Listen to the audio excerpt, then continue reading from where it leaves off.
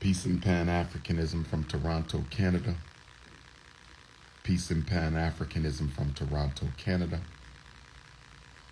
Peace and Pan-Africanism from Toronto, Ontario, Canada. Good Garvey Day to my continental Africans. Good Garvey Day to my Australian Africans. Good Garvey Day to my Africans of Europe and Asia. Good Garvey Day to all my Africans here in Toronto. Good Garvey Day to my Oshawa, Canada Africans. I will see you this afternoon. Good Garvey Day to my Nova Scotia Africans, my Montreal Africans, my Caribbean Africans, South American Africans, Central American Africans. Good Garvey Day to my Texas Africans. I will see you Saturday in Dallas, my Texas Africans. Good Garvey Day to my Tennessee Africans. I will see you Wednesday, October the 9th, at the National Museum of African American Music in Nashville, Tennessee, 6 p.m. for a live taping of It's Up There podcast. If you need the flyers, you know how to reach me, 215-989-9858. If you need the flyers, you know how to reach me, 215-989-9858. If you need the flyers, you know how to reach me, 215-989-9858. Thanks to everyone who came out yesterday here in Toronto at the Real Jerk Restaurant. Great experience, great Q&A, a lot of love. It's good to see all my Toronto Africans after 12 long years. Today we heading up to Oshawa. I'm heading up to Oshawa, Canada for the first time. Looking forward to meeting all my Oshawa Canadian Africans. We will be at the Lighthouse. The name of the venue for today in Oshawa, Saturday, October the 5th, is the Lighthouse, located at 555 Wentworth Street East. 555 Wentworth Street East. That is 555 Wentworth Street East, the Lighthouse in Oshawa, Canada today. The event is from 12 until 8. The Prince of Pan-Africanism will speak briefly and take Q&A at 5. The event is from 12 until 8. The Prince of Pan-Africanism will speak briefly, take Q&A, and of course we will have books. We only have a few books left. We sold most of the books last night. I should have sent so many more. My deepest apologies. But definitely we do have some books left. Tomorrow, Sunday, at the JCA, what we'll do is take book orders, and I will ship the books to Brother Kofi, and you can pick them up from his business. I repeat, for those Africans who come to the main event on Sunday, tomorrow, at the Jamaican Canadian Association, we will take book orders for Black Parent Advocate, The Art of War for Dealing with America's Public and Charter Schools, and what I will do is ship the books to Brother Kofi, and you can pick them up at his store. So today is Oshawa. Tomorrow, Jamaican Canadian Association, 995 Arrow Road. That is also 12 to 8. Dr. Umar also speaks at 5. So I speak at 5 today in Oshawa at the Lighthouse, 555 Wentworth. And I speak tomorrow at the Jamaican Canadian Association here in Toronto, 995 Arrow Road. That is also at 5 o'clock. I received a good question this morning from one of my good brothers in Phoenix, Arizona. Shout out to my Phoenix. Where my Phoenix, Arizona Africans at? We got any Arizona Africans on there? I have to start spending a little bit more time in Arizona. Okay. Turks and Caicos. I can't wait to get back to Turks and Caicos. I'm overdue for my 3rd visit to Turks and Caicos.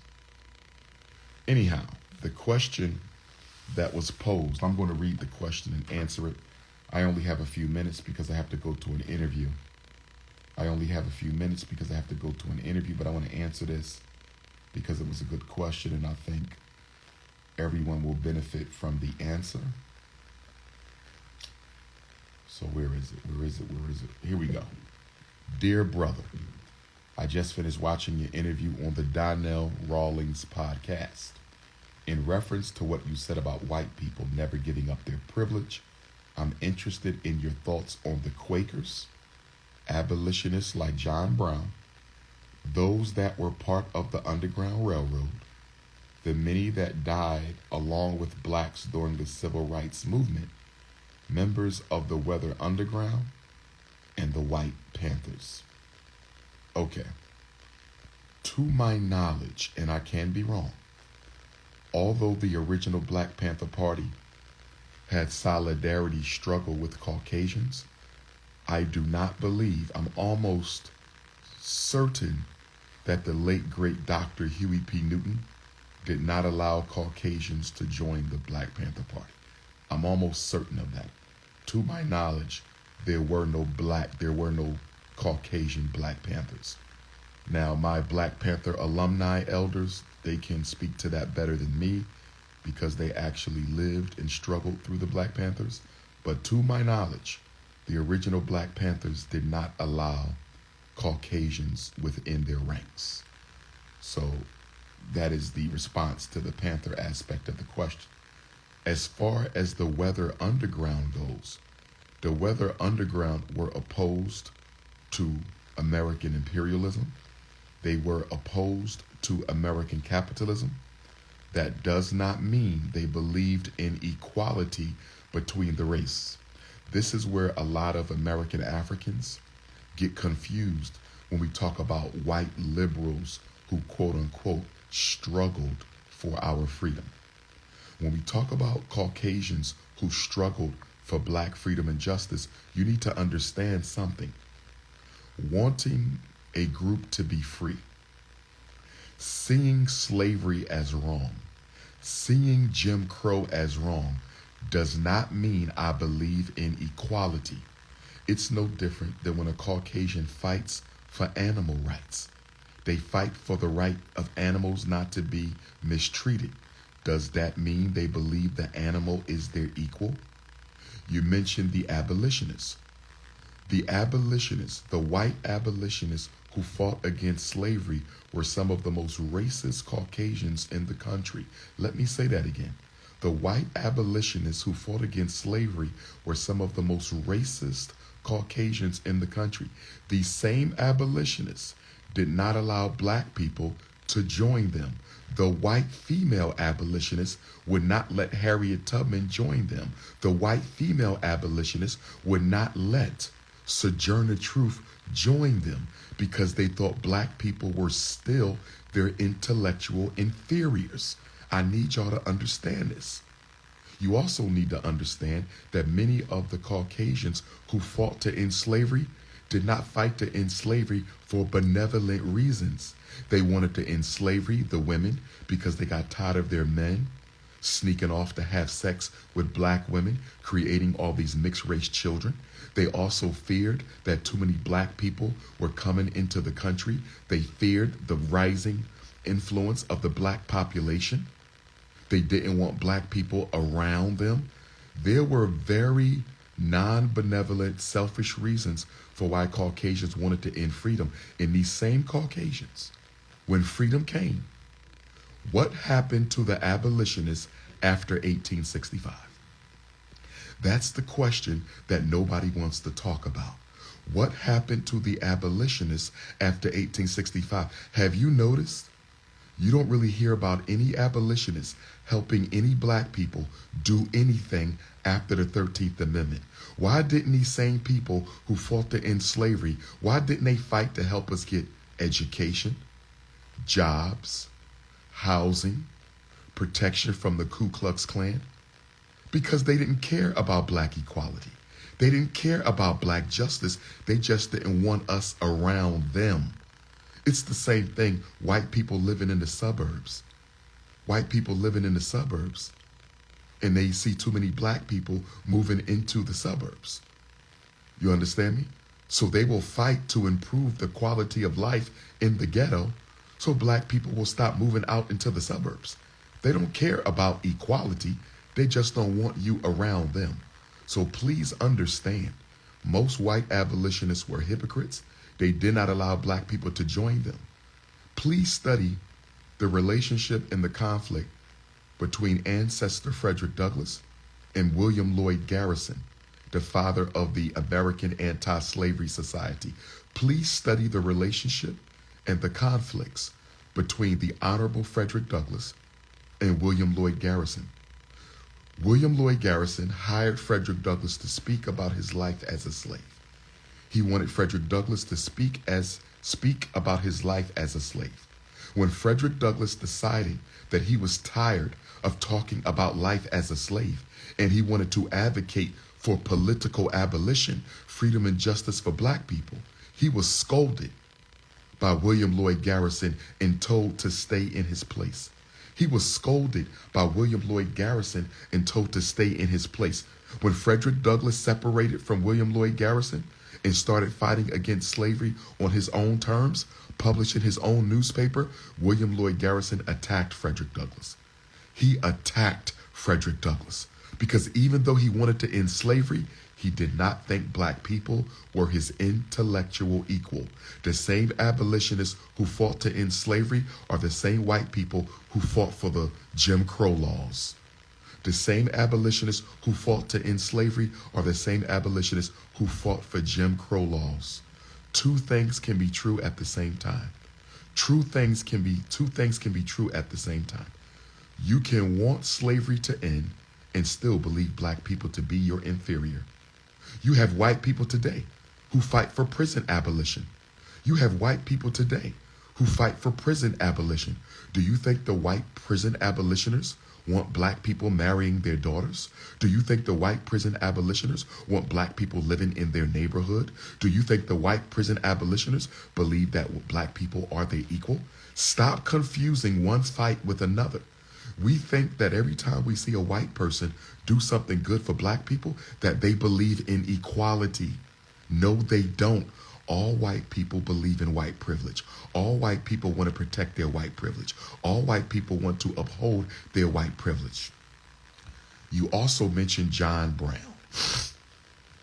On October the 17th, we will celebrate the almost eclipse of Dangerfield Newby, the black man who was the first to die for John Brown in the Harper's Ferry Revolt of 1859. John Brown was without question a revolutionary. But John Brown, like Che Guevara, in my opinion,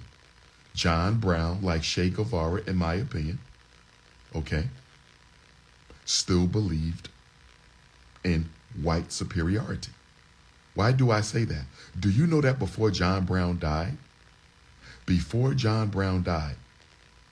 he requested that the whites who joined him at Harper's Ferry be buried at his farm in North Elba, New York. He made no such provision for the blacks. Let me say it again.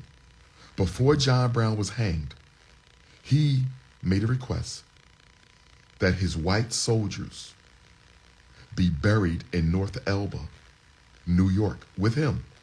But he did not request that the black men who died for him also be buried in North Elba, New York. John Brown also did not believe in interracial dating. The point that I'm making is that although John Brown gave his life to end slavery, he still did not believe black people to be his equal. He still did not believe black people to be his equal. Yes, he did some benevolent things. Yes, he was against slavery. But at the end of the day, he did not believe in racial equality. We need to understand this. And stop bringing up John Brown without bringing up Dangerfield Newby, whose eclipse will be on October the 17th. Stop bringing up John Brown unless you're going to bring up the first man to die for John Brown. If you're going to bring up Shields Green, the second man who died with John Brown, or you're going to bring up John Anthony Copeland, who died for John Brown, or you're going to bring up Osborne Anderson, who was the only black man to survive the John Brown raid, and are you going to bring up Lewis Sheridan Leary, who died for John Brown? You have 5 black men who struggled with John Brown. You have 1 black man who died for 5 black men died for John Brown. 5 black men struggled for John Brown. 4 of them died. 1 of them survived. 4 of the black men who struggled for John Brown had their lives taken. 1 man escaped. But y'all keep talking about John Brown. When we going to talk about Dangerfield Newby? When we going to talk about Shields Green? When we want to talk about John Anthony Copeland, when are we going to talk about Louis Sheridan Leary? We always want to praise Caucasians and ignore our own people. I have no problem respecting John Brown. I have no problem respecting any white person who stood up for black people in any capacity. But I have so many black heroes I don't even know yet. I have so many African heroes I don't even know yet. There's so many great Africans who lived. I have no time to worship and praise the member of another race until I have properly praised all members of my race. This is what we call Pan-African fundamentalism. This is what we call Pan-African fundamentalism. I am an African fundamentalist. I will get around to praising Caucasians when I have praised every African freedom fighter. When I know the name of every African who fought for slavery, when I know the name of every African who resisted the slave trade, when I know the name of every African who was lynched and killed and martyred in the cause of justice, and then I will go cry for John Brown. Until then, don't come to me with no white heroes. I don't have white heroes. All my heroes are African. All of them. You also brought up those who were part of the Underground Railroad. There were a lot of white people who helped us on the Underground Railroad. That doesn't mean they thought you were their equal. After slavery ended, what else did they do to help you achieve equality? After slavery ended, what did the Underground Railroad white people and the abolitionists do to help you achieve equality? Nothing. Nothing. They freed you to get you the hell away from them. They freed you to get you the hell away from them. Remember, Abraham Lincoln did not issue the Emancipation Proclamation to free Africans. Abraham Lincoln issued the Emancipation Proclamation to destroy the unfair economic advantage of the Confederacy. Slavery was ended to destroy the unfair economic advantage of the Confederacy. Slavery was destroyed to end the unfair economic advantage of the Confederacy. Abraham Lincoln said, if I can save the Union and not save a single slave, I would do it. Abraham Lincoln, go read his words. He said, if I can save the Union and not free a single slave, I would do it. And if I have to free every slave in order to save the Union, I will do it. My interest is not slavery. My interest is the preservation of the Union, brothers and sisters. You talk about the few whites who died for black people, that's true. A white man was hanged for assisting blacks on the Underground Railroad. A white woman was killed during the Civil Rights Movement. A white pastor was murdered during the Civil Rights Movement. You had a handful of whites who died for blacks. You did. They didn't die on purpose. They died inadvertently. And I have no problem respecting those Caucasians whose lives were lost in the furtherance of black justice or freedom. But that does not eliminate the fact that 99.9% of all other Caucasians, that does not eliminate the fact that 99.9% of all other Caucasians, that does not eliminate the fact that 99.9% of all other Caucasians were 100% invested in our oppression, our slavery, our dehumanization. Today, 99.9% of all Caucasians are committed to the subjugation, marginalization, and extermination of African people. So don't give me 5 Caucasians who died and think that's going to distract me from the millions who don't give a shit. Don't give me 5 Caucasians who died to somehow try to psychologically disarm me against the fact that most Caucasians could care less about black justice, and no Caucasian believes in black equality, because if you believe in black equality, you cannot believe in white privilege. If you believe in black equality, you cannot believe in white privilege. If you believe in black equality, you cannot believe in white privilege.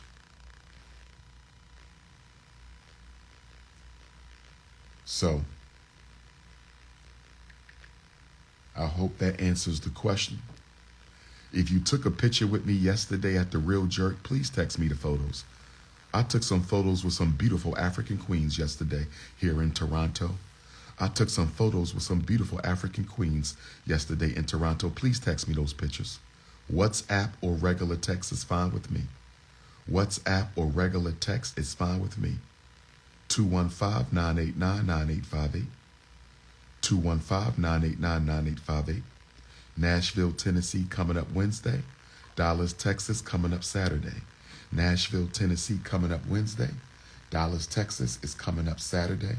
If you come into Dallas, Texas, we will be at the Hyatt Regency at the DFW Airport.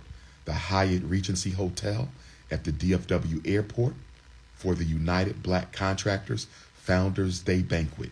United Black Contractors Founders Day Banquet, Saturday, October the 12th, 6 p.m. at the Hyatt Regency, DFW Airport. If you need tickets, go to contracts@unitedblackcontractors.com, contracts@unitedblackcontractors.com, or 682-224-9600, 682-224-9600. Dallas, Texas, Saturday, 682-224-9600. Nashville tickets, 470-519-4361. Nashville, Tennessee, National Museum of African American Music, Wednesday at 6 o'clock. So Nashville is 6 o'clock Wednesday. Dallas is 6 o'clock Saturday.